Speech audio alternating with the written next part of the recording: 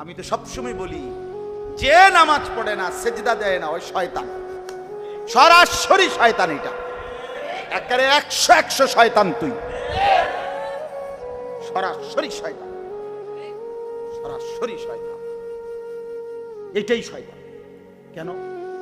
ইবলিস গত 1 ঘন্টা আগে কিতাবে বর্ণনা আছে, কোন কোন বর্ণনায় ইবলিস 80,000 বছর আল্লাহর ইবাদত, কোন কোন বর্ণনায় এই ইমাম কুরতুবী বলছেন।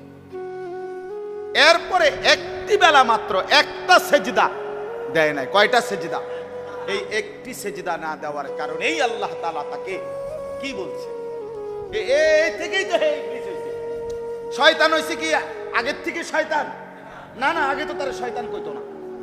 আগে তো সে আবেদ ছিল, আগে তো সে ফেরেশতাদের শিক্ষক ছিল। কিন্তু যখনই সেজদা দিতে চায়, একটা সেজদা দেয় নাই, আল্লাহ বলছে তুই এখন থেকে শয়তান, তুই মরদুদ, তুই রাজিম, তুই মাগদুব, তুই মালউন।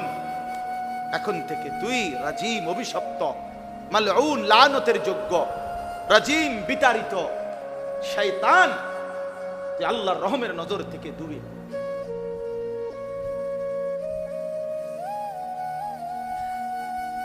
এজন্য ফালা সাদ্দাকা ওয়ালা সাল্লাহ।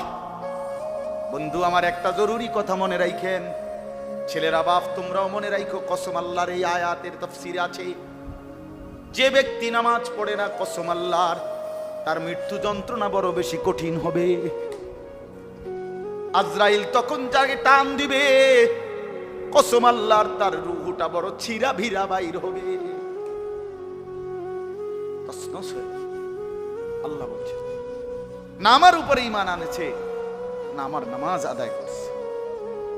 ওয়ালাকিন কাযযাবা ওয়া তাওয়াল্লা, বরং কি করেছে, এই কথাটা খেয়াল করে, ওয়ালাকিন কাযযাবা ওয়া তাওয়াল্লা, বরং সে আমি আল্লাহকে মিথ্যা মনে করেছে, ওয়া তাওয়াল্লা, আমার হুকুম থেকে মুখ ফিরায় নিছে। আর করছে কি? এরপরের কথা কি আজীব কথা। আল্লাহ তাআলা বলেন, সে আমার কথা মিথ্যা মনে করছে, আমি আল্লাহর থেকে মুখ ফিরায় নিছে। সুম্মা যাহাবা ইলা আহলিহি ইয়াতামাত্তা, আমার নাফরমানি কইরা, হারাম খাইয়া, নামাজ না পড়ে, বন্দিগি না করেও অহংকারের সাথে নিজের স্ত্রী সন্তান পরিবারে নিয়ে ব্যস্ত থাকছে, ব্যস্ত থাকছে। সাখাত ভাই চেয়ার দেন, একটা চেয়ার আনেন। না না, অসুবিধা আছে। ওরে ভাই চেয়ার আছে ওখানে, চেয়ার দিয়েই তো ঘুরে রাখছে বাহিরের জায়গাটা। সুম্মা যাহাবা ইলা আহলিহি ইয়াতামাত্তা, কি আশ্চর্য কথা। আল্লাহ, অনেক মানুষ দেখে আল্লাহ নাই, খোদা নাই, নামাজ নাই, বন্দিগি নাই, কিন্তু চেহারার মধ্যে কোনো লজ্জা শরমের কোনো অনুভূতি। এটা যে পাপ, এটা কিছুই মনে করে। কথাবার্তা কয় যে, বন খায়, বিড়ি খায়, যে গপ মারে, যে মনে যেন জমিদার। হ্যাঁ, সুখে বাঁচতে আছে, সুখে বাঁচতেছে। এই যে আল্লাহ বলেন, ফালা সাদ্দাকা ওয়ালা সাল্লা, আমি আল্লাহরে মানে নাই, নামাজ পড়ে নাই। ওয়ালাকিন কাযযাবা ওয়া তাওয়াল্লা, আমি আল্লাহকে মিথ্যা মনে করেছে, আর আমি আল্লাহর হুকুম থেকে মুখ ফিরিয়ে নিয়েছে। অথচ এরপরেও সুম্মা যাহাবা ইলা আহলিহি ইয়াতামাত্তা, অহংকার করে নিজের পরিবারের কাছে ফিরে গেছে, বউ বাচ্চা লইয়া অহংকারে মেতে গেছে। এবার শেষ কথা হলো, আউলা লাকা ফাআউলা, সুম্মা আউলা লাকা ফাআউলা, এইটাই আমার শেষ আয়াত। আল্লাহ বলে, 4 বার একটা কথা বলছে আল্লাহ, একটা। আল্লাহ বলে, হে নাফরমান, তোমার জন্য দুর্ভোগ, আবারও বলছি তোমার জন্য দুর্ভোগ, আবারও বলছি তোমার জন্য দুর্ভোগ, আবারও বলছি তোমার জন্য দুর্ভোগ। 4 বার আউলা লাকা ফাআউলা, সুম্মা আউলা লাকা ফাআউলা। কয়বার বলছে? তাফসীরের মধ্যে আছে তোমার কবরে দুর্ভোগ। 1 নাম্বার তোমার কবরে দুর্ভোগ, না 1 নাম্বার মৃত্যুর সময়, জান কবরের সময় দুর্ভোগ। 2 কবরের মধ্যে দুর্ভোগ। 3 হাসরের ময়দানে দুর্ভোগ। 4 জাহান্নামে। তুমি রুহু কবজের সময়ও কষ্ট পাইবা, তুমি কবরেও কষ্ট পাইবা, তুমি হাসরের ময়দানেও কষ্ট পাইবা, তুমি জাহান্নামেও কষ্ট। আউলা লাকা ফাউলা সুম্মা আউলা লাকা ফাউলা আয়াহসাবুল ইনসানু আন ইউতরাকা সুদান। আল্লাহ বলেন, মানুষ তুমি কি ভেবেছো আমি আল্লাহ তোমারে এমনি এমনি ছেড়ে দেব?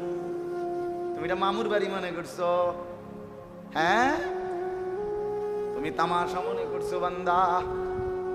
তুমি মনে করছো আমি কয়টা দিন ভাত মাছ খাওয়াইছি বলে, দুনিয়া ভোগ করতে দিছি বলে তুমি মনে করছো আমি কিছুই বলবো না?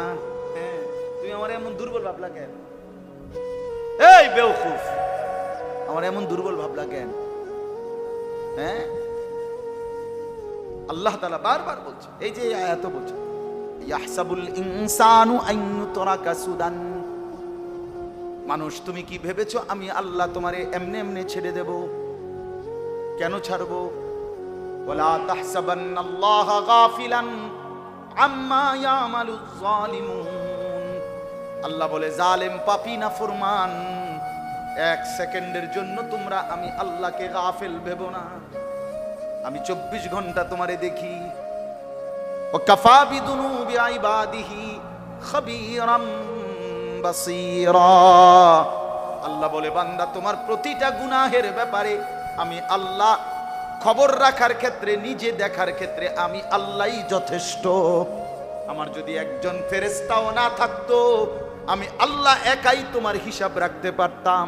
অথচ আমার ফেরেশতাও আছে, আমলনামাও লেখাচ্ছি, আমার জমিন আছে, তোমার অঙ্গ প্রত্যঙ্গ আছে।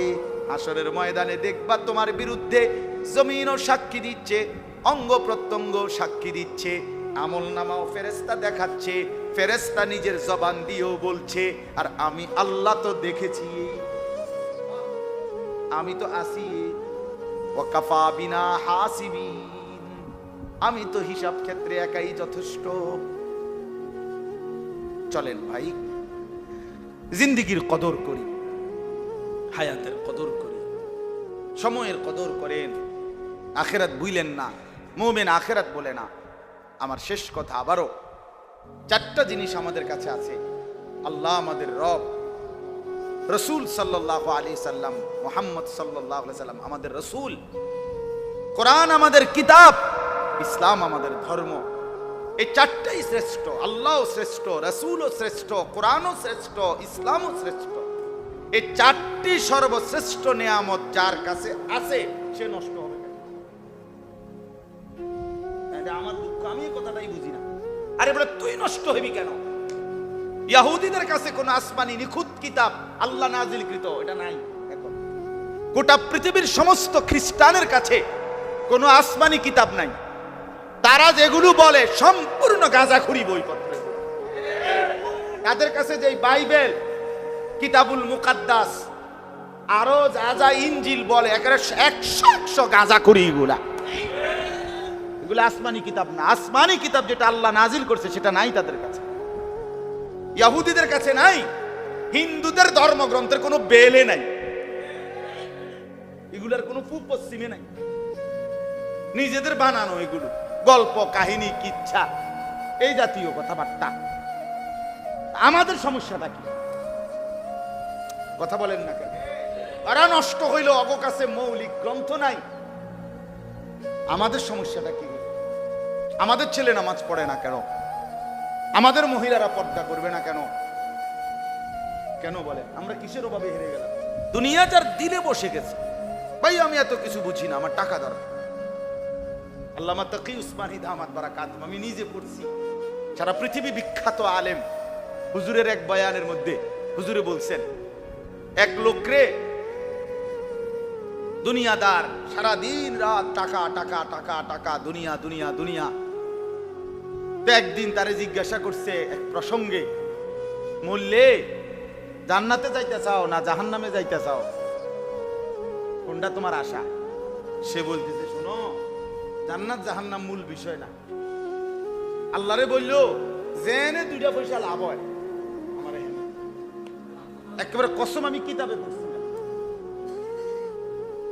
বুঝলেন? এত কথার আমার দরকার নাই, জান্নাত জাহান্নাম লইয়া কোনো বিষয় না। দুটা পয়সা লাভ হইব জেনে হেনে আমারে দিতে বলে।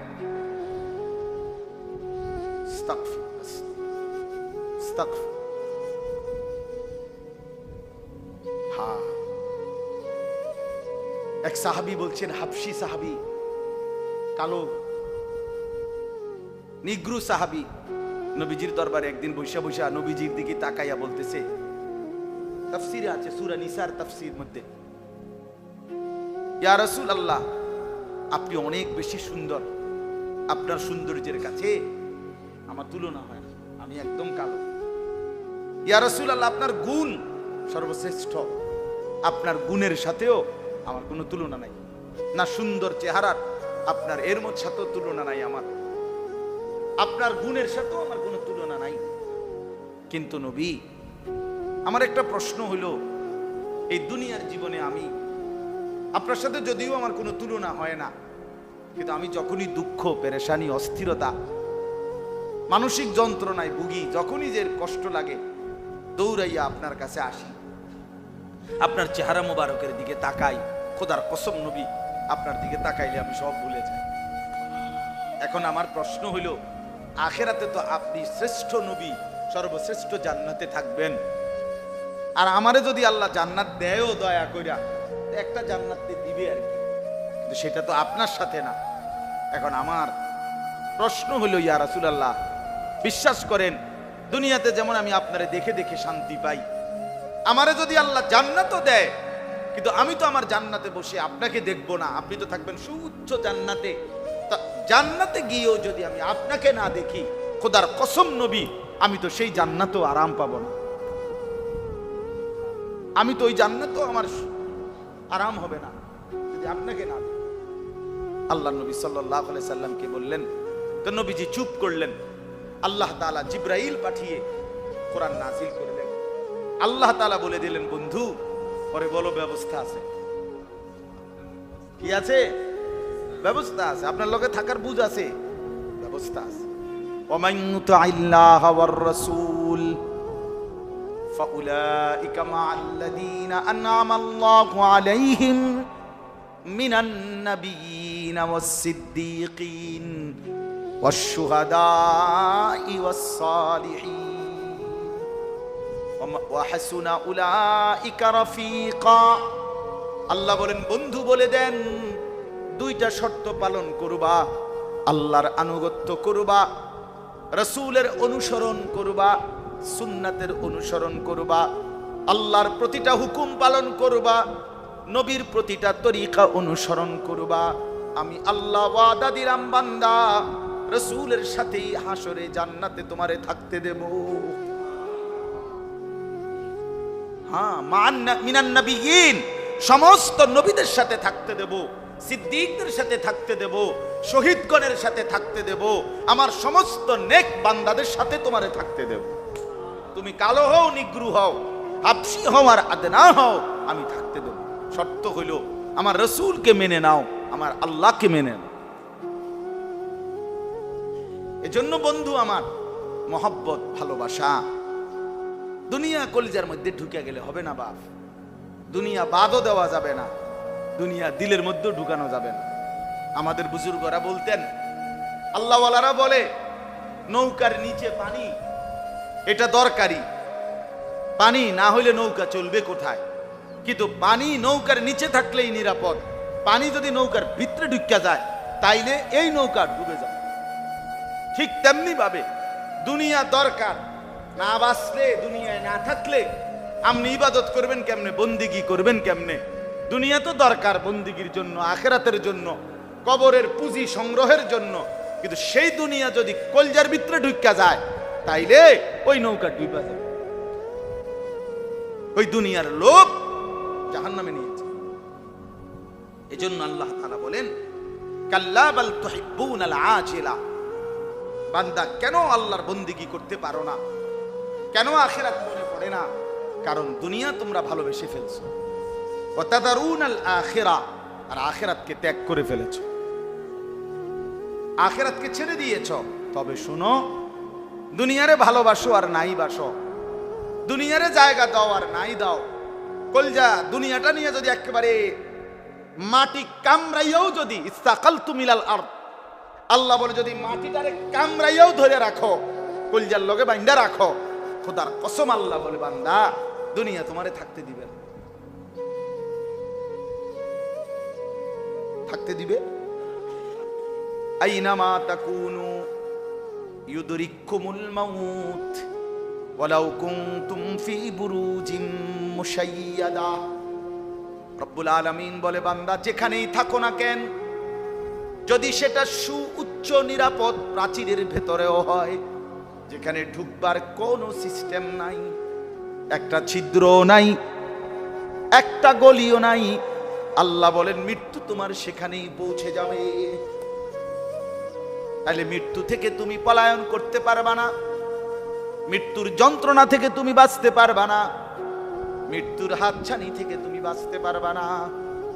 কোরআনুল কারীমে আল্লাহ বলেন ওয়াজাআত সাকরাতুল মাউতি বিল হক। আল্লাহ বলে বান্দা শোনো, মৃত্যুর যন্ত্রণা কিন্তু সত্য সত্যই আসবে। আল্লাহ বলেন ওয়ালাউ তারা ইদিয যালিমুনা ফি গামারাতিল মাউত।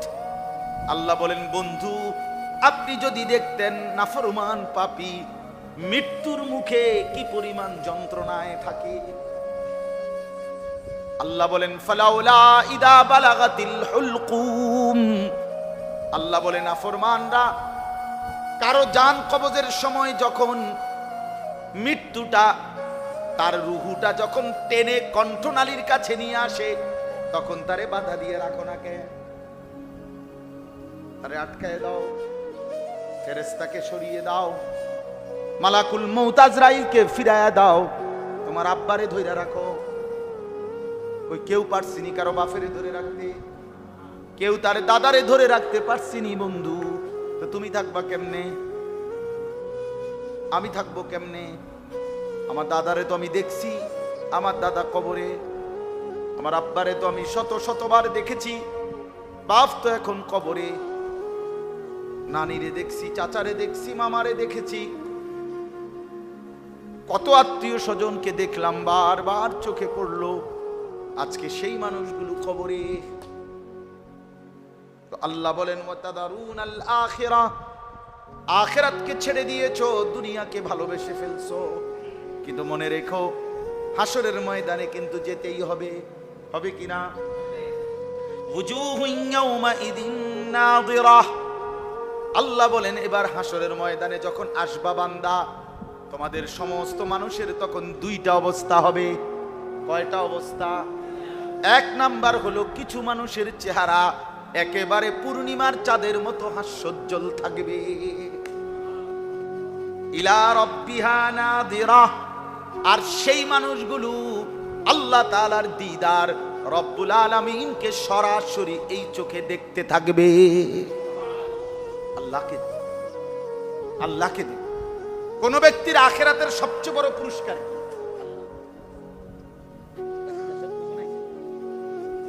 আখিরাতের সবচেয়ে বড় পুরস্কার কি? আল্লাহর দিদার। পুরা জান্নাত, পুরা জান্নাতের কোটি কোটি কোটি কোটি নিয়ামত, এই সব কিছুর মোকাবেলায় বান্দা যখন শুধু একবার আল্লাহকে দেখবে, খোদার কসম বান্দা জান্নাতি বলবে আয় মাওলা, গোটা জান্নাত কিছুই না আপনার এই দর্শন, আপনার এই দিদারের সামনে। হ্যাঁ, ইলা রাব্বিহা নাযিরাহ, রব্বুল আলামিনের দিকে তাকিয়ে থাকবে। আরেক দল ওয়াবুজুহুন ইয়াউমাইদিন বাসিরাহ। ছেলেরা শোনো বন্ধু, নিশ্চিত হবে বন্ধু, তুমি বুঝলেও আখেরাত হবে, না বুঝলেও আখেরাত হবে। রাষ্ট্রের যত আইন আছে তুমি জানলো আইন আইনে, না জানলো আইন আইনে। নাকি আমগো গাড়ি তো মাঝে মধ্যে পুলিশ ধরে, তো এই কয় এইটা আইন এইটা আইন, দেখেন মোবাইলে খুললে দেন, ভাই আমি জানি না, না জানলে তো হুজুর এটা কোনো জানার আমার বিষয়। আপনি জানেন না কেন? আপনি জানেন না সেটা তো কোনো বিষয় না, ফাইন যেটা, জরিমানা যেটা আসবে। এই জন্য আমি আর তুমি বুঝি বা না বুঝি, আখিরাত নিশ্চিত হবে, হবে কিনা? ওয়াবুজুহুন ইয়াওমাইদিন বাসিরা। রব্বুল আলামিন বলেন সেদিন হাসরের ময়দানে অসংখ্য অগণিত নাফরমানের চেহারা বিষণ্ণ মলিন হয়ে থাকবে। চেহারাটার মধ্যেই মলিন চেহারা হবে, বিষণ্ণ চেহারা হবে।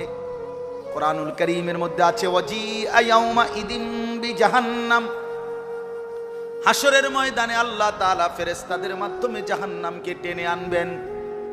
আর জাহান্নামের দিকে তাকিয়েই প্রত্যেকটা বান্দা তার দুনিয়ার সব কিছু মনে পড়বে। তখন নেক কাজের কথাগুলোও মনে পড়বে, আল্লাহর নাফরমানি অবাধ্যতার কথাও মনে পড়বে। তখন নেক বান্দা হাস্যোজ্জ্বল চেহারা হবে, আর নাফরমান বান্দার চেহারা মলিন হয়ে যাবে। সবচেয়ে ভয়ানক কথা এরপরের শব্দ, তাদুন্নু আন ইউফআলা বিহা ফাকিরা।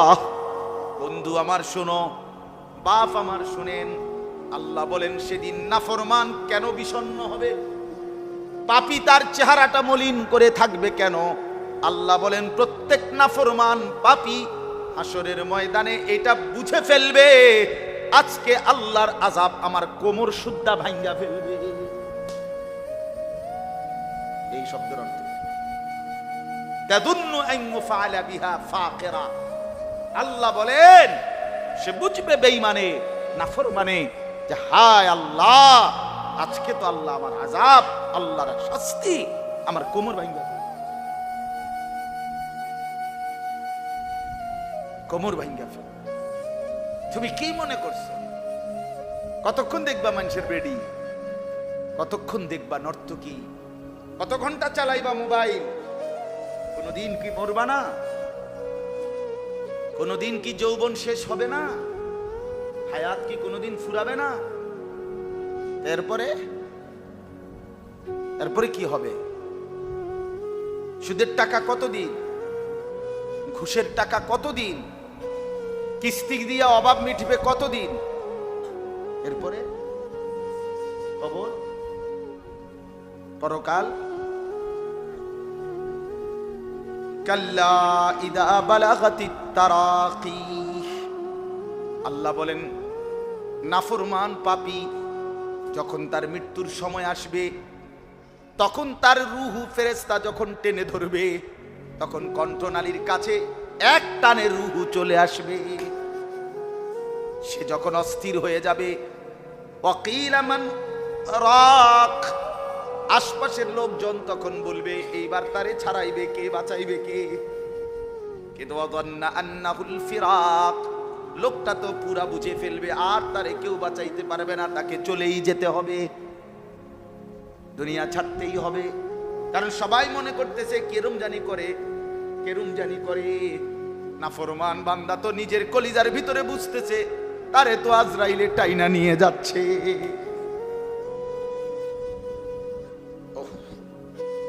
ওয়ালতাফাতিস সাকু বিসাক।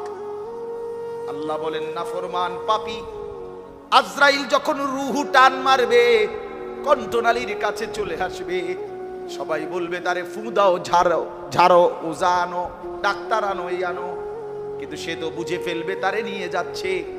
তখন তার অবস্থা এমন হবে, ভয়ে আতঙ্কে কষ্টে আল্লাহ বলেন তার দুইটা পায়ের গোছা, দুই পায়ের অংশ গোছা এমন ভাবে সোজা হয়ে যাবে, পায়ের গোছাটুকু পর্যন্ত সে এক জায়গা থেকে আরেক জায়গায় নাড়াইতে পারবে না। ইলা রাব্বিকা ইয়াউমা ইদিনিল মাসাক। এই অবস্থাতেই ধরে ফেরেশতা তারে আল্লাহ তাআলার সামনে পেশ করবে। আল্লাহ তখন বলবে, এই দেখেন শেষ কথা, আল্লাহ তখন বলবেন, আল্লাহ বলেন এমন দুঃখজনক পরিণতি হলো কেন বান্দার? ফেরেশতা টেনে নিয়ে আসলো রূহ, পাওটা পর্যন্ত নাড়াইতে পারলো না। দুনিয়া থেকে বড় কষ্ট আর মৃত্যুর যন্ত্রণা নিয়ে ভীষণ মুসিবত নিয়ে আসলো কেন? আল্লাহ বলেন কারণ হলো, যুবক শুনো, ফালা সাদ্দাকা, সে আল্লাহর প্রতি বিশ্বাস আনে নাই। আর কি করে নাই? ওয়ালা সাল্লা, নামাজ পড়ে নাই। কি পড়ে নাই? হ্যাঁ, গাদ্দার, নামাজ পড়ে না। গাদ্দারে সব বুঝে, শুধু সেজদা বুঝে না। জানোয়ারে সব বুঝে, শুধু সেজদা বুঝে না। বাতের থালা চেনে, দুনিয়া চিনে, সব চিনে, শুধু মালিক চেনে না। শয়তান শয়তান। আমি তো সবসময় বলি, যে নামাজ পড়ে না, সেজদা দেয় না, ওই শয়তান, সরাসরি শয়তান। এটা একেবারে 100 শয়তান। তুই সরাসরি শয়তান, সরাসরি শয়তান। এটাই শয়তান। কেন? ইবলিস গত 1 ঘন্টা আগে, কিতাবে বর্ণনা আছে, কোন কোন বর্ণনায় ইবলিস 80,000 বছর আল্লাহ ইবাদত করেছে। কোন কোন বর্ণনায় এই ইমাম কুরতুবী বলছেন, এরপরে একটি বেলা মাত্র একটা সেজদা দেয় নাই। কয়টা সেজদা?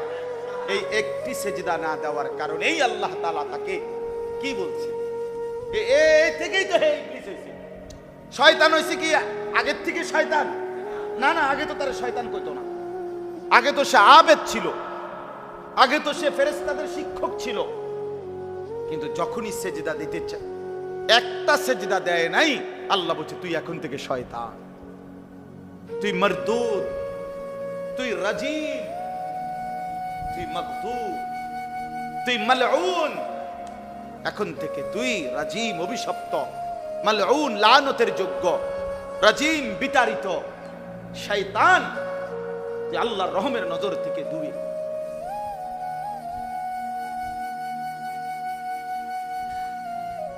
এজন্য ফালা সাদ্দাকা ওয়ালা সাল্লাহ। বন্ধু আমার, একটা জরুরি কথা মনে রাখেন, ছেলেরা বাপ তোমরাও মনে রাখো, কসম আল্লাহর এই আয়াতের তাফসীরে আছে, যে ব্যক্তি নামাজ পড়ে না, কসম আল্লাহর, তার মৃত্যু যন্ত্রণা বড় বেশি কঠিন হবে।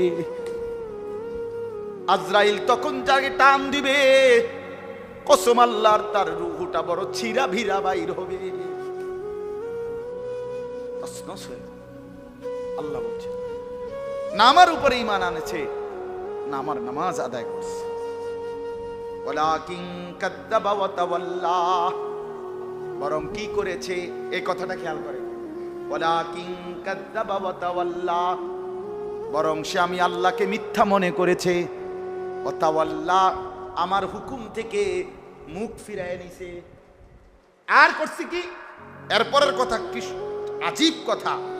আল্লাহ তাআলা বলেন, সে আমার কথা মিথ্যা মনে করছে, আমি আল্লাহর থেকে মুখ ফিরায় নিছে। সুম্মা যাহাবা ইলা আহলিহি ইয়াতামাত্তা, আমার নাফরমানি কইরা, হারাম খাইয়া, নামাজ না পড়ে, বন্দিগি না করেও অহংকারের সাথে নিজের স্ত্রী সন্তান পরিবারে নিয়ে ব্যস্ত থাকছে, ব্যস্ত থাকছে। সাখাত ভাই চেয়ার দেন, একটা চেয়ার আনেন। না না, অসুবিধা আছে। ওরে ভাই চেয়ার আছে ওইখানে, চেয়ার দিয়েই তো ফুরে রাখছে বাকির জায়গাটা। সুম্মা যাহাবা ইলা আহলিহি ইয়াতামাত্তা।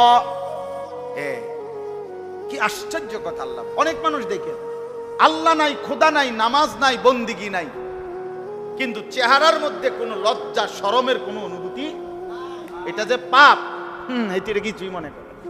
কথাবার্তি কয় যে, বন খায়, বিড়ি খায়, যে গপ মারে, যে মনে যেন জমিদার। হ্যাঁ, সুখে বাঁচতে আছে, সুখে বাঁচতেছে। এই যে আল্লাহ বলেন, ফালা সাদ্দাকা ওয়ালা সাল্লা, আমি আল্লাহরে মানে নাই, নামাজ পড়ে নাই। ওয়ালাকিন কাযযাবা ওয়া তাওয়াল্লা, আমি আল্লাহকে মিথ্যা মনে করেছে, আর আমি আল্লাহর হুকুম থেকে মুখ ফিরিয়ে নিয়েছে। অথচ এরপরেও সুম্মা যাহাবা ইলা আহলিহি ইয়াতামাত্তা, অহংকার করে নিজের পরিবারের কাছে ফিরে গেছে, বউ বাচ্চা লইয়া অহংকারে মেতে গেছে। এবার শেষ কথা হলো, আউলা লাকা ফাআউলা, সুম্মা আউলা লাকা ফাআউলা। এইটাই আমার শেষ আয়াত। আল্লাহ বলে, 4 বার একটা কথা বলছে আল্লাহ, একটা আল্লাহ বলে, হে নাফরমান, তোমার জন্য দুর্ভোগ। আবারও বলছি তোমার জন্য দুর্ভোগ, আবারও বলছি তোমার জন্য দুর্ভোগ, আবারও বলছি তোমার জন্য দুর্ভোগ। 4 বার আউলা লাকা ফাআউলা, সুম্মা আউলা লাকা ফাআউলা। কয়বার বলছে? তাফসীরের মধ্যে আছে তোমার কবরে দুর্ভোগ। 1 নাম্বার তোমার কবরে দুর্ভোগ, না 1 নাম্বার মৃত্যুর সময়, জান কবজের সময় দুর্ভোগ। 2 কবরের মধ্যে দুর্ভোগ, 3 হাসরের ময়দানে দুর্ভোগ, 4 জাহান্নামে। তুমি রুহু কবজের সময়ও কষ্ট পাইবা, তুমি কবরেও কষ্ট পাইবা, তুমি হাসরের ময়দানেও কষ্ট পাইবা, তুমি জাহান্নামেও কষ্ট। আউলা লাকা ফাউলা সুম্মা আউলা লাকা ফাউলা আয়াহসাবুল ইনসানু আন ইউতরাকা সুদান। আল্লাহ বলেন, মানুষ তুমি কি ভেবেছো আমি আল্লাহ তোমারে এমনি এমনি ছেড়ে দেব? তুমি এটা মামুর বাড়ি মনে করছো? হ্যাঁ, তুমি তামাশা মনে করছো বান্দা? তুমি মনে করছো আমি কয়টা দিন ভাত মাছ খাওয়াইছি বলে, দুনিয়া ভোগ করতে দিছি বলে তুমি মনে করছো আমি কিছুই বলবো না? হ্যাঁ, তুমি আমার এমন দুর্বল ভাবলা কেন? এই বেওকুফ, আমার এমন দুর্বল ভাবলা কেন? হ্যাঁ, আল্লাহ তাআলা বারবার বলছে, এই যে আয়াত বলছে, ইয়াহসাবুল ইনসানু আন ইউতরাকা সুদান। মানুষ তুমি কি ভেবেছো আমি আল্লাহ তোমারে এমনি এমনি ছেড়ে দেব? কেন ছাড়বো? ওয়ালা তাহসাবান্নাল্লাহা গাফিলান আম্মা ইয়ামালুজ জালিমুন। আল্লাহ বলে, জালেম পাপী নাফরমান, 1 সেকেন্ডের জন্য তোমরা আমি আল্লাহকে গাফিল ভেবো না। আমি 24 ঘন্টা তোমারে দেখি। ওয়াকাফা বিদুনুবি ইবাদিহি খাবীরাম বাসীরা। আল্লাহ বলে, বান্দা তোমার প্রতিটা গুনাহের ব্যাপারে আমি আল্লাহ খবর রাখার ক্ষেত্রে, নিজে দেখার ক্ষেত্রে আমি আল্লাহই যথেষ্ট। আমার যদি একজন ফেরেশতাও না থাকতো, আমি আল্লাহ একাই তোমার হিসাব রাখতে পারতাম। অথচ আমার ফেরেশতাও আছে, আমলনামাও লেখাচ্ছি, আমার জমিন আছে, তোমার অঙ্গ প্রত্যঙ্গ আছে। হাসরের ময়দানে দেখবা তোমার বিরুদ্ধে জমিনও সাক্ষী দিচ্ছে, অঙ্গ প্রত্যঙ্গ সাক্ষী দিচ্ছে, আমলনামাও ফেরেশতা দেখাচ্ছে, ফেরেশতা নিজের জবান দিয়েও বলছে। আর আমি আল্লাহ তো দেখেছি, আমি তো আছি। ওয়াকাফা বিনা হাসিবিন, আমি তো হিসাব ক্ষেত্রে একাই যথেষ্ট। চলেন ভাই, জিন্দেগির কদর করি, হায়াতের কদর করি, সময়ের কদর করেন, আখেরাত ভুলেন না। মুমিন আখেরাত বলে না। আমার শেষ কথা, আবারও 4টা জিনিস আমাদের কাছে আছে। আল্লাহ আমাদের রব, রসুল সাল্লাল্লাহু আলাইহি সাল্লাম, মুহাম্মদ সাল্লাল্লাহু আলাইহি সাল্লাম আমাদের রসুল, কোরআন আমাদের কিতাব, ইসলাম আমাদের ধর্ম। এই 4টাই শ্রেষ্ঠ। আল্লাহও শ্রেষ্ঠ, রসুলও শ্রেষ্ঠ, কোরআনও শ্রেষ্ঠ, ইসলামও শ্রেষ্ঠ। এই 4টি সর্বশ্রেষ্ঠ নিয়ামত যার কাছে আছে সে নষ্ট হবে না। আমার দুঃখ, আমি এই কথাটাই বুঝি না। আরে বলে, তুই নষ্ট হবি কেন? ইহুদিদের কাছে কোন আসমানি নিখুঁত কিতাব আল্লাহ নাজিলকৃত এটা নাই। গোটা পৃথিবীর সমস্ত খ্রিস্টানের কাছে কোনো আসমানি কিতাব নাই। তারা যেগুলো বলে সম্পূর্ণ গাঁজাখুরি বইপত্র। তাদের কাছে যে বাইবেল, কিতাবুল মুকাদ্দাস, আরো যা যা ইনজিল বলে, একেবারে 100 গাঁজাখুরি। এগুলো আসমানি কিতাব না। আসমানি কিতাব যেটা আল্লাহ নাজিল করছে সেটা নাই তাদের কাছে, ইহুদিদের কাছে নাই। হিন্দুদের ধর্মগ্রন্থের কোনো বেলে নাই,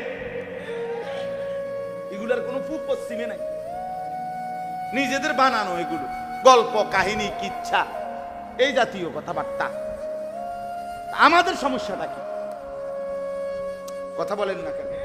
তারা নষ্ট হইল, অগ কাছে মৌলিক গ্রন্থ নাই। আমাদের সমস্যাটা কি? আমাদের ছেলে নামাজ পড়ে না কেন? আমাদের মহিলারা পর্দা করবে না কেন? কেন বলেন? আমরা কিসের অভাবে হেরে গেলাম?